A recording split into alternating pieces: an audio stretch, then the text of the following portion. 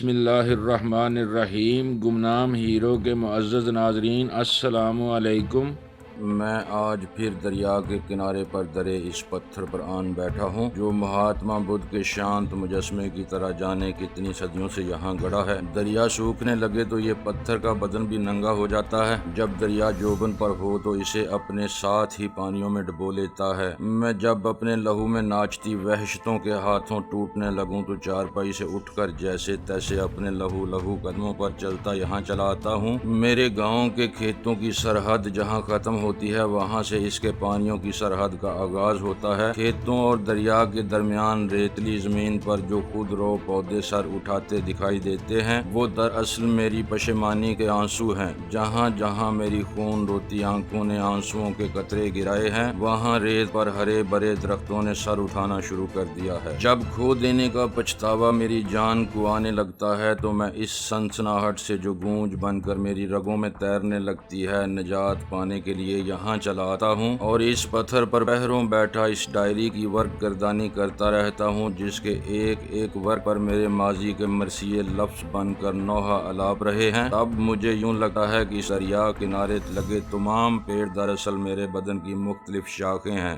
جب ان کی ٹہنیوں سے سرسراتی ہوا پچھم سے پورب کی طرف رینگتی ہے تو میں گمشدہ لمحوں کی انگلی تھام کر اندھوں کی طرح ٹامکٹویاں مارتا اپنے ماضی کے اس سنگے میل پر جا کھڑا ہوتا ہوں جہاں سے پھوٹنے والے تمام راستے مڑ کر اسی جگہ لوٹ آتے ہیں۔ اس خونی سنگے میل سے فرار کی کوئی راہ نہیں نکلتی۔ تلخ یادوں سے فرار پانے کے لیے میں جب بھی ایک قدم آگے نکلنا چاہوں وقت کا بے رحم ہاتھ مجھے گردن سے پکڑ کر 10 قدم اور پیچھے لے جاتا ہے۔ تب حیات کی اس شاہراہ کے تمام سنگے میل میرے نام سے منسوب ہونے لگتے ہیں۔ جب پیڑوں کی ٹنڈ منڈ ٹہنیاں شادابی رتوں سے لد جائیں تو میری یادوں کے زخم بھی منہ کھولنے لگتے ہیں۔ درختوں پر آئی بہار کی ساری ہریالی، سورج کی ساری تمازت، سرد موسموں کی ساری عذابناکیاں ہوا کے زور پر رینگتی سرسراتی چکے سے میرے اندر درد بن کر دھوپ کی طرح پھیل جاتی ہیں۔ تب میں اس مریض کی طرح جسے مصنوعی سانس پر زندہ رکھا جاتا ہے زندگی کے آکسیجن ٹینٹ میں بیٹھ کر نہ چاہتے ہوئے بھی تھکن سے چور ریزہ بدن کے ساتھ اپنی زندگی کے کربلا میں یادوں کی شامیں غریباں سجا لیتا ہوں۔ سلہٹ سے پوٹوہار تک یادوں کی شاہراہ پر چلتے چلتے میرے پاؤں سے لہو رسنے لگا ہے۔ محیب اور جان لیوا یادوں کا دائرہ مجھے اپنے احاطے میں لے لیتا ہے۔ اس دائرے سے دائرے جنم لیتے ہیں اور میں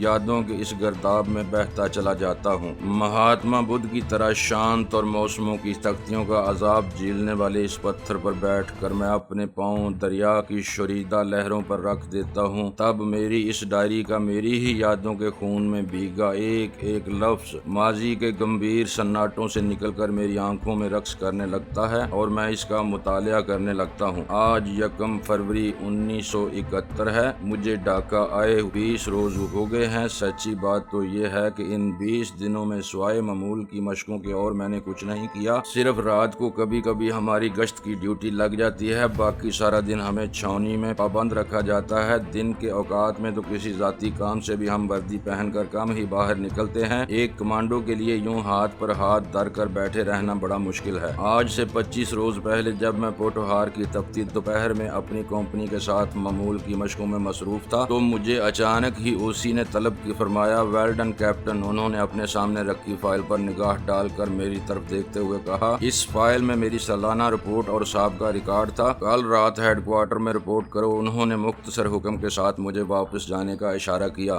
یس سر، میں نے ایڑیاں بجائیں اور واپس چلا آیا۔ میں پاک فوج کی کمانڈو بٹالین کا کیپٹن تھا اور میری تربیت اس نہج پر کی گئی تھی کہ کسی بھی ہنگامی صورتحال کا سامنا کر سکوں۔ یوں تو زمانہ امن میں بھی ہماری تربیت ہوتی رہتی تھی لیکن ان دنوں ہماری معمول کی مشقوں میں بھی کچھ زیادہ ہی سختی آ گئی تھی، جو اس بات کا واضح اشارہ تھا کہ ہم بہت جلد آزمائش کی بھٹی کا ایندھن بننے والے ہیں۔ اگلے روز الگ صبح ہم نے اپنا بوریا بستر باندھا اور خشک بے آب و گیا پہاڑیوں، ٹیڑھی میڑھی پگڈنڈیوں، گہرے گہرے اور بال کھاتے پہاڑی نالوں کے بیچوں بیچ لوگوں کی نظروں سے خود کو محفوظ رکھ کر سفر کرتے ہوئے تقریباً 60 میل پیدل چل کر رات کے اندھیرے میں اپنے ہیڈ کوارٹر رپورٹ دی۔ تربیتی مشق میں یہ ہیڈ کوارٹر بھی جنگی اصولوں کے مطابق موبائل تھا۔ ہیڈ کوارٹر میں آج خلاف معمول ان علاقوں میں زیر مشق کمپنیوں کے قریباً سب ہی کمانڈوز جمع تھے۔ میرے دل نے گواہی دی کہ ضرور کوئی اہم مشن ہمیں سونپا جانے والا ہے۔ پچھلے 2-3 ماہ سے ہمیں یہاں مشرقی پاکستان سے متعلق بڑی تشویشناک اطلاعات مل رہی تھیں۔ میرا سیاسی شعور ابھی اتنا پختہ نہیں ہوا تھا کہ ان اطلاعات سے متعلق کوئی رائے قائم کر سکوں، بس دل سے دعا نکلتی تھی کہ اللہ ہم پر رحم کر دے۔ رات کے کھانے کے بعد بریگیڈیئر صاحب نے جو خصوصی طور پر ان مشقوں کی نگرانی کر رہے تھے ہماری کانفرنس طلب کر لی۔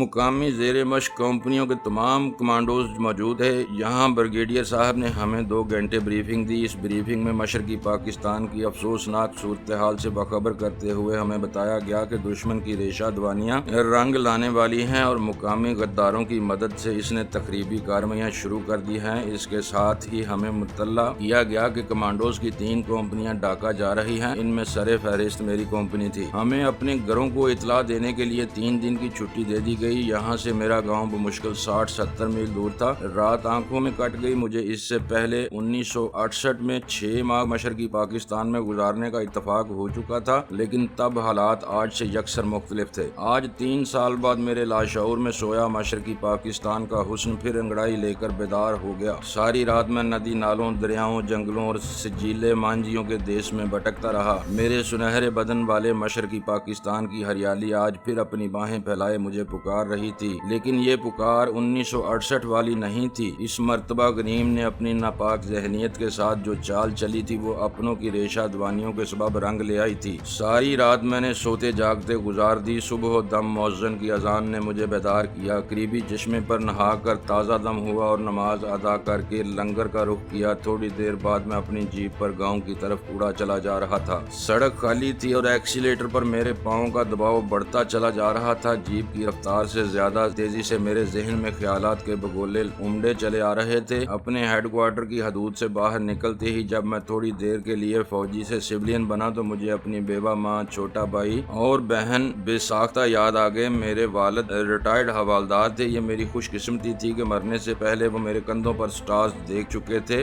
دمے ضعیفی انہوں نے مجھ سے بہت سی باتیں کی تھیں۔ اس وقت تو میرے گمان میں بھی نہیں تھا کہ ہم آخری مرتبہ مل رہے ہیں۔ چند روز سے وہ بیمار ضرور تھے، لیکن ایسے بھی نہیں کہ مجھے تشویش ہوتی۔ یہ تو ان کی موت کے بعد ان کے ایک سنگی نے بتایا کہ وہ پچھلے 1.5 سال سے بیمار تھے، لیکن کیا مجال جو انہوں نے کبھی گھر والوں کو اپنی بیماری کی ہوا بھی لگنے دی ہو۔ آج میں سوچتا ہوں وہ سچے فوجی تھے۔ ہتھیار ڈالنا تو سیکھا ہی نہیں تھا انہوں نے۔ آخری سانس تک زندگی کے محاذ پر ڈٹے رہے۔ اس رات انہوں نے 2-3 مرتبہ میرا ماتھا چوما۔ میں والدہ کی طرف سے ٹیلی گرام ملنے پر اچانک ہی گھر پہنچا تھا۔ تب میں 2nd لیفٹیننٹ تھا۔ ابھی مجھے کمیشن حاصل کیے بمشکل 4-5 ماہ ہی گزرے تھے۔ بیٹا، ایک خواہش تو اللہ نے زندگی میں پوری کر دی کہ تمہارے کندھوں پر سٹار سجے ہوئے دیکھ لیے۔ خدا کرے دوسری خواہش بھی اپنی زندگی میں پوری ہو جائے، انہوں نے تکیے کے سہارے بیٹھتے ہوئے کہا۔ میرے والد کبھی نہ کبھی کہتے تو میں جانتا تھا کہ وہ کیا کہنے والے ہیں۔ مجھے احساس تھا کہ میرے شیر دل باپ کو، جس نے ملٹری کراس حاصل کیا تھا، جو 1968 کی جنگ کشمیر کا گمنام ہیرو تھا، میری بڑی بہن کے غم نے اندر ہی اندر دیمک کی طرح چاٹ لیا تھا۔ بیٹا، حسن آرا اپنے گھر چلی جائے تو میں سمجھوں گا کہ اللہ نے دنیا میں سب کچھ دے دیا، بالآخر انہوں نے کہہ ہی دیا۔ حسن آرا میری بڑی بہن تھی۔ خاندانی روایات کے مطابق بچپن ہی میں اس کی منگنی میرے چچا زاد بھائی سے ہو گئی تھی۔ میرے چچا مرحوم بھی فوج میں صوبے دار تھے۔ وہ 1965 کی جنگ میں شہید ہو گئے تھے۔ چچا کی موت کے ساتھ ہی چچی اور اس کے خاندان نے آنکھیں پھیر لیں۔ انہیں برسوں پرانی بھولی ہوئی کہانیاں یاد آنے لگیں۔ میرے چچا زاد بھائی نے کئی مرتبہ چاہا کہ ان بندھنوں کو توڑے، لیکن ہم لوگ صدیوں سے جس نظام کا حصہ بنے چلے آ رہے تھے، اس میں کہیں بھی تو لچک کی گنجائش نہیں تھی۔ میری بہن گھر بیٹھی تھی اس انتظار میں کہ کبھی تو کوئی اس کی زندگی کے بند دروازے پر دستک دے گا۔ حالات اس کے لیے خوشیوں کے بند اور واق کریں گے، لیکن ابھی کوئی دروازہ اس کے لیے کھلتا نظر نہیں آ رہا تھا۔ ماں باپ کا آنگن ٹھنڈی چھایا ہوتا ہے، لیکن اس چھاؤں میں میری بہن کی جوانی جلس رہی تھی اور ہم سب بے بس تماشائی بنے خود ہی اپنے لٹنے کا تماشا دیکھ رہے تھے۔ تعلیم حاصل کرنے کے باوجود میں اپنے مقدور بر کوشش سے بھی جہالت کے اس اندھیرے میں کوئی ایک امید کی شمع بھی تو روشن نہیں کر سکتا تھا۔ یہی روگ کھا گیا تھا میرے والد کو۔ وہ بڑے مضبوط انسان تھے، لیکن ایک مدت سے تھوڑے تھوڑے کر کے اندر سے ٹوٹنے لگے تھے۔ اس توڑ پھوڑ نے انہیں منتشر کر دیا تھا اور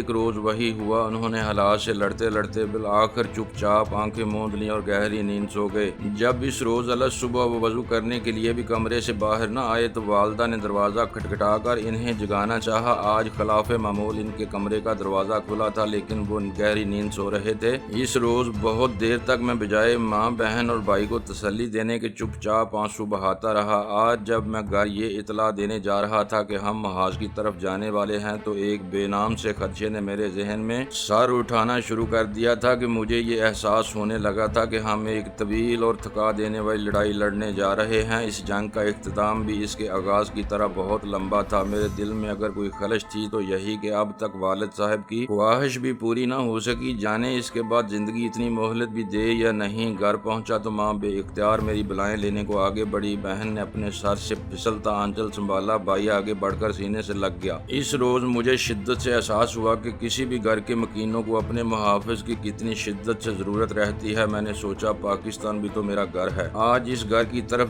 دشمن کی میلی اور غلیظ نظریں اٹھی تھیں۔ وہ جانے کب سے اس موقع کا منتظر تھا جو اسے اب میسر آ گیا تھا۔ رات گئے تک ہم ماں بیٹا باتیں کرتے رہے، زمانے بھر کی باتیں۔ ماں نے آج ایک عرصے بعد پھر وہی ضد کی تھی کہ میں شادی کر لوں۔ بیٹا مجھے علم ہے تو شہر میں کسی لڑکی سے محبت کرتا ہے، لے آ اسے، مجھے کہنا، میں اپنی سی کر گزروں گی۔ ٹھیک ہے ماں، اس مرتبہ جب بھی آیا شادی کر لوں گا۔ میں نے ہمیشہ کی طرح اسے ایک ہی جواب دیا۔ کب سے کہتا آ رہا ہے تو؟ اس نے گلہ کیا۔ میں جانتی ہوں بیٹا تو حسن آرا کا غم کرتا ہے۔ بیٹا اس دنیا میں ہر کوئی اپنا نصیب لے کر آتا ہے، جب اللہ کو منظور ہوا سب ٹھیک ہو جائے گا۔ اس نے اپنے علم کی حد تک مجھے دلیل سے قائل کرنا چاہا۔ اچھا ماں جی، کہہ دیا جو میں نے اسے تسلی دینا چاہی۔ میری ماں بظاہر ایک ان پڑھ اور سیدھی سادی عورت تھی لیکن تجربات نے اسے بہت کچھ بتا اور سکھا دیا تھا۔ اس نے فوجی گھرانے میں جنم لیا تھا اور یہاں کی مخصوص روایات کا مکمل ادراک رکھتی تھی۔ مجھے یاد آ گیا جب 1965 میں ایک روز اسی طرح میں اپنی ماں کے پاس اجازت لینے آیا تھا تو اس نے ماتھے پر بل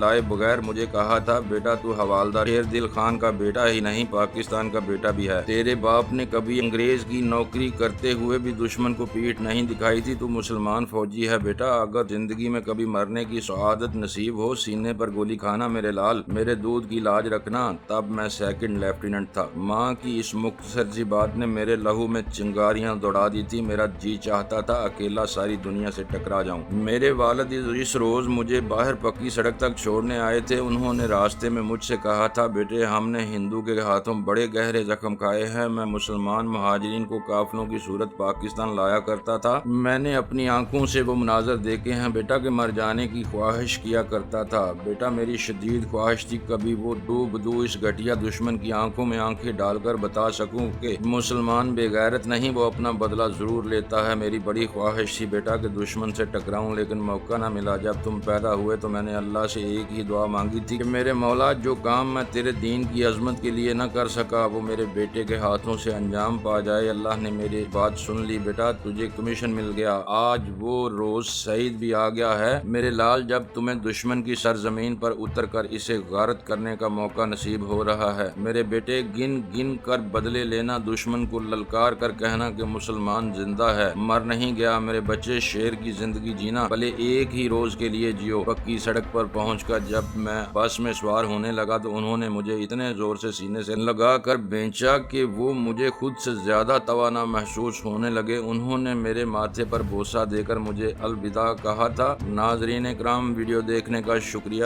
اپنا خیال رکھیے گا اور ہمارے چینل کا بھی۔ ISI پاک آرمی زندہ باد، پاکستان پائندہ باد۔